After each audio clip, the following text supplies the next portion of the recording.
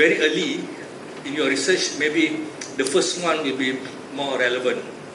But if you are already towards the end of your research, all four may be very relevant.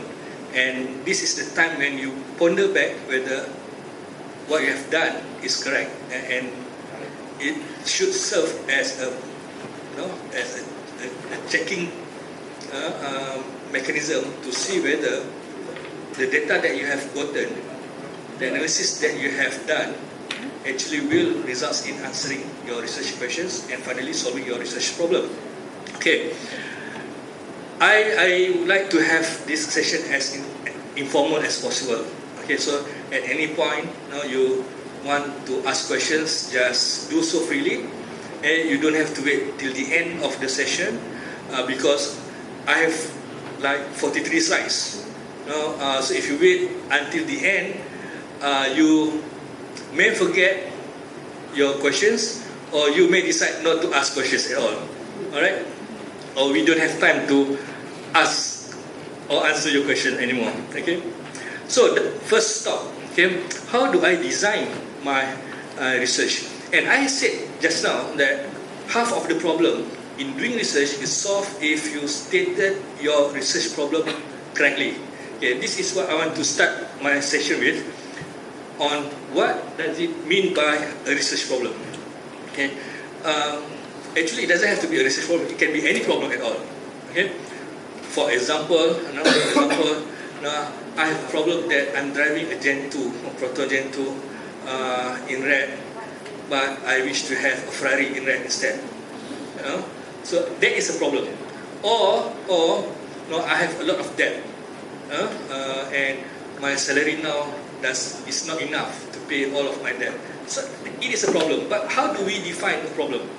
Okay, a problem exists when there is a gap between ideal situation and current situation. Okay? Let's take a more academic example. My field is transportation planning. Okay? There is a common problem in transportation where there are a lot of accidents happening. A lot of accidents happen every day. And most of the time, sometimes this accident happens at traffic light junction, where it should be the last place an accident should happen, because there are traffic lights to regulate traffic flow. Okay? So if everybody follow the simple rule of traffic lights, red means stop, yellow means ready to stop or ready to move faster. It's up to you. Okay? And green means then go. Okay? If everybody follow that rules, there should not be any accidents. Okay? But there are accidents happening at traffic junction. So there is a clear gap between ideal situation and current situation. Ideally there should not be a single accident at traffic light junction. That is an ideal situation. Okay? Currently, accidents still happening. Okay? So there is a clear gap between ideal situation and current situation. Okay? So that gap is a problem that you need to solve. Okay? By solving the problem, we hope that we either eliminate the gap entirely or at least reduce the gap. Okay? So if currently at a particular junction there are 5 accidents a month, okay, we hope that by solving the problem we would eliminate the accidents altogether from 5 to 0, or at least less than 5. Okay? How do we do that? Okay? The process of eliminating the gap or reducing the gap is your research process. Okay? Is your research process. Because in order to eliminate or reduce the gap, you need to understand a lot of things. You need to understand travel behavior, for example, conditions of road, junction designs, traffic light timing. There are many things that you need to consider. Okay? So, if your research problem currently does not have a clear gap, you have problem. Okay? Most of the problem that I see, which will only be realized towards at the end, when sometimes you have already collected data, is because you don't have a clear gap to solve. So ask yourself. I'm sure you have some research problem already in your mind. If not, you will not be here, right? You have at least thinking about your research proposal, or you are already in your second, or you have already defended your proposals. Ask yourself, do I have a clear gap? And ask yourself, what is my ideal situation and what is my current situation? If you can see the differences between ideal situation and current situation, then you have a clear gap. That gap is what your research problem. Second, how far do I want to solve my research problem? How far do I want to solve my problem? So it depends on what other people have done. Because you should not duplicate what other people have done. Right? So that is the role of your literature review. So these are the hierarchy of research problem. The lowest is the easiest and the most basic or fundamental. And the top or the peak is the most difficult and the most complex of research. For example, have anybody defined accidents? Define accidents. So if somebody have defined accidents from your reading, then you have settled the describing part from your reading, because somebody have done that. Therefore, don't attempt to define accidents as part of your research, because that will be duplicating what others have done. Therefore, describing is not the frontier of knowledge. It's not where the knowledge stops, because there is already knowledge about definition of accidents, what accident is. Next, can somebody explain how accident happened? So, if you, from your reading, you found that accidents happen when there are conflict in traffic movement. When the accident rarely happens in one-way street. Normally, accident will happen in two-way streets or junctions, or at pedestrian crossing, because those are points where conflict happen between various movement of traffic. So if somebody have explained that, then don't attempt to explain what accident is, how accidents happen, because again, that is not the frontier of knowledge. So the role of doing your literature review is to establish where does knowledge stop in your field, in your research area. And this is very important for those who are doing their doctorate. Because one of the main element or criteria of a doctorate is to extend the boundary of knowledge. It means that you are going into frontiers where nobody have been before. No answers is available to your research problem. So now do your literature review, identify where is the boundary of knowledge, and extend that. Assuming that the boundary of knowledge for a particular problem stops at understanding. For example, in my traffic junction accidents just now, people understand why it happened, but people cannot predict when it will happen. Then my research may be to predict when it will happen, so that we can simulate and also propose mitigation action before it ever happened, for example. So in order to predict how accidents will happen, we may need to understand what are the factors that contribute to accidents. And so those steps that prepare you to achieve the research objective of predicting accidents is your research steps. So I need to list variables that influence accidents, and from that list of variables, I need to only select the significant ones. Okay, and from those significant ones, I will develop a model to predict when accidents will happen. Okay, so that is my research. No, that is my research actually. No, the process is to eliminate the gap by predicting when it will happen. So that before it happens, we put maybe a traffic policeman at the junction so that no, it will not happen anymore. Yeah. All right. Now, if I have my research objective as to predict, because the boundary of knowledge, is at understanding of the problem, should I do as far as change and assess? Not necessarily. Not necessarily. My suggestion is that if you have identified that the boundary of knowledge is at understanding, and you are now doing predicting, stop at that. The other steps is for other people to do the research, because by solving the prediction problem is enough to get your doctorate. Okay? It's enough to get your doctorate because you have successfully expand the frontier of knowledge. Okay?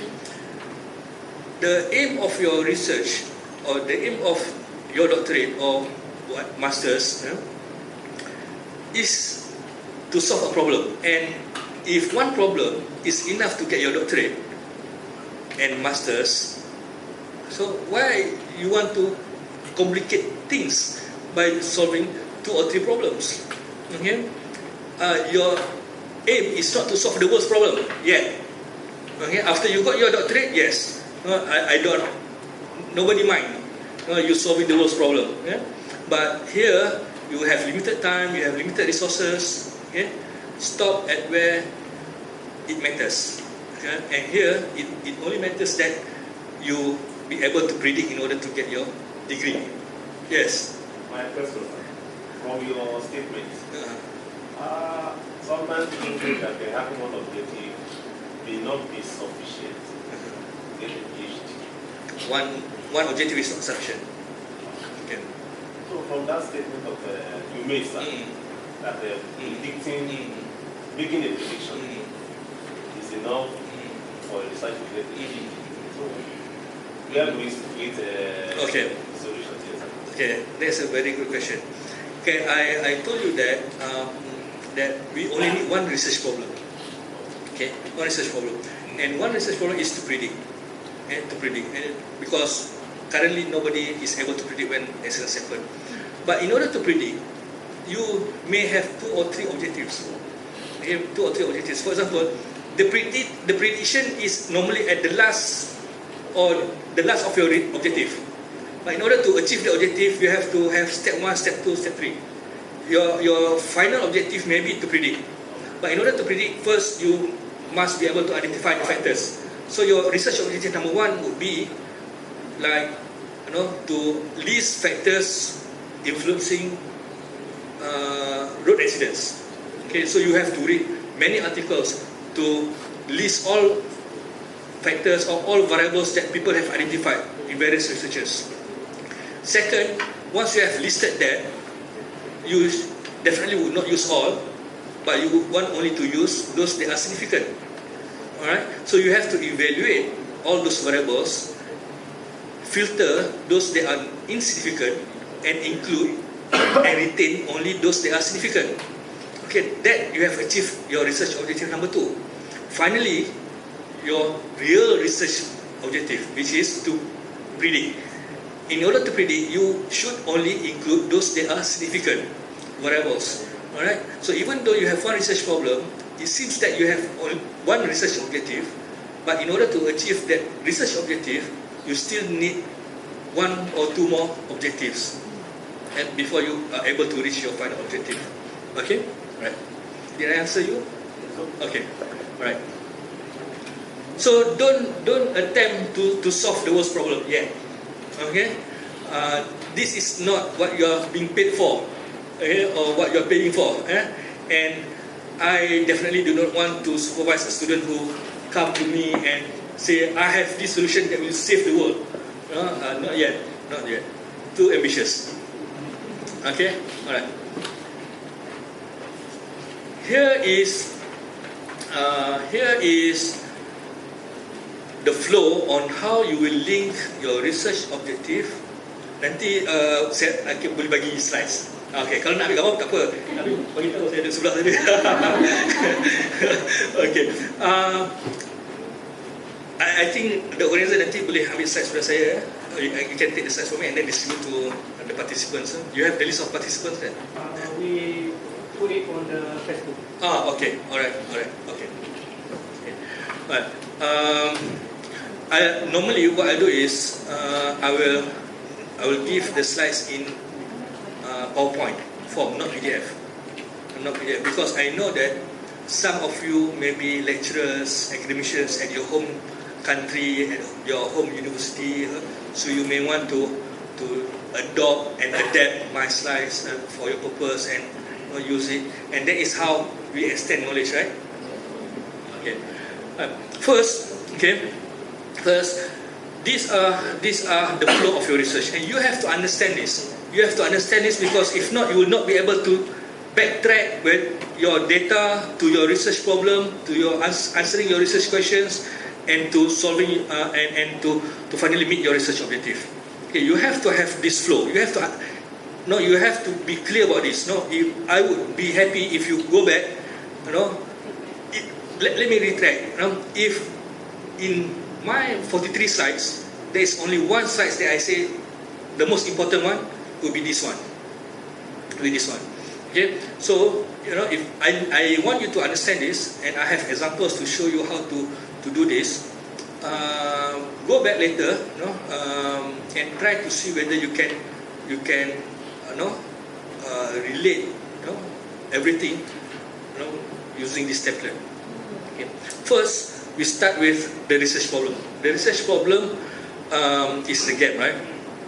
The gap between ideal situation and current situation. And to support that, to support or to prove that the gap exists, you need data. You need data. The data are the symptoms. The symptoms are data or facts that justify that the problem exists. It shows that the problem is not just in your head. Okay? In our field, normally our research is very factual. It's not fundamental research. Unlike those people in chemical engineering or physics department, they solve problems that they do not see. Okay, but here in planning department or in faculty of built environment, we solve problems that we see every day, that people experience every day, real life problem. And real life problem is that we should have real life data to support, or to justify that the problem exists. Just like going to a doctor, the doctor when see you, what the doctor did, take some measurements, right? Take your temperature, see your tongue, see your throat, check your heartbeat, take your blood pressure, because the doctor wants to establish that you really have a problem. If you don't have all those symptoms, then the doctor know that you just wanted an MC. Blood pressure normal, temperature normal, heartbeat normal. So, but you complain that you have something wrong with you. So the doctor know that you are there for the medical certificate only. Okay, so that you don't have to go to work or to school the next day. Right? So you need facts to support that. Okay, to support that. If not, it will be just hearsay, or just your opinion. Okay? In academic research, we don't value opinions. Okay, we don't value opinions because you cannot defend them. You may be able to convince me, but would you be able to convince your examiner? At the end of the day, your supervisor does not matter. Even though you spend 3 years, 4 years with him or her, but at the end of the day, whether you pass or fail, is in the hand of the examiner. And unfortunately, you don't see the examiner before the viva. You don't get to know your examiner before the viva. Okay, you only to see him or her within that short period of time on that particular date, which is unfortunately is your most important day. Okay, so you must be able to convince him within that short period of time, and the only way to convince them, the examiners, is by providing facts to prove that the problem exists. Okay, in my example just now, so statistics like the number of accidents, the trend of accidents,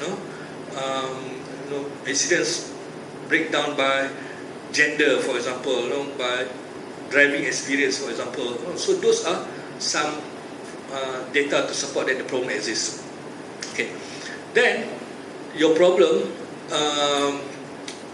you have decided on your problem. Then what you want to do with that? What you want to achieve in this research? The aim is to solve the problem by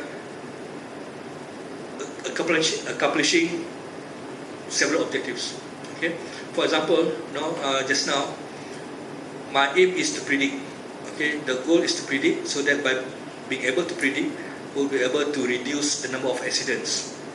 And in order to predict, I have to know what are the variables or what are the factors that contributed to accidents, and which of them are significant and which one are not significant. So I have, let's say, 3 objectives. Objective number 1 is to list factors. Objective number 2 to determine significant factors, and objective number 3 is to model or to predict accidents. Okay, so I have objective 1, objective 2, and objective 3.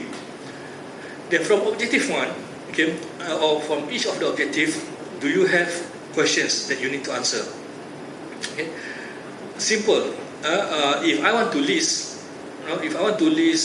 variables that may affect accidents, so my research questions are: what are the factors that influence accidents?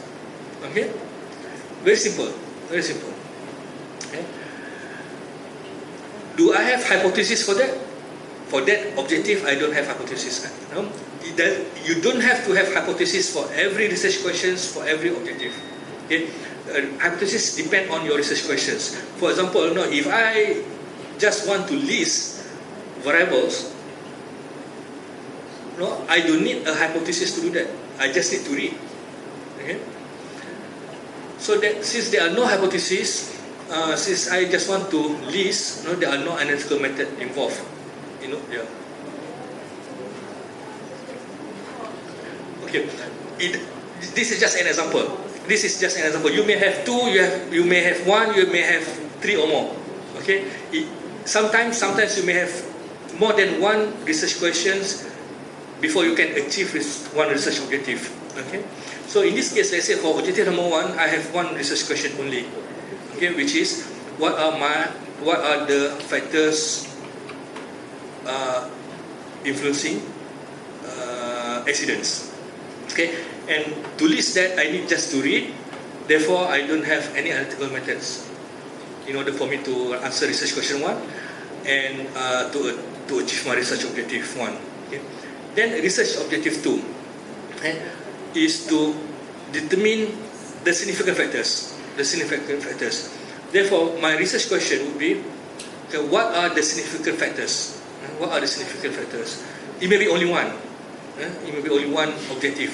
But in order to achieve that one research question, or to answer that one research questions, I have to look at many variables.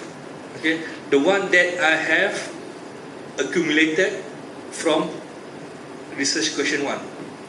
Okay, you see, what I'm trying to say here is that there must be a logical steps. That your research questions, research objective must be coherent. It must relate to each other. They should not be exclusive. One is required before the other one.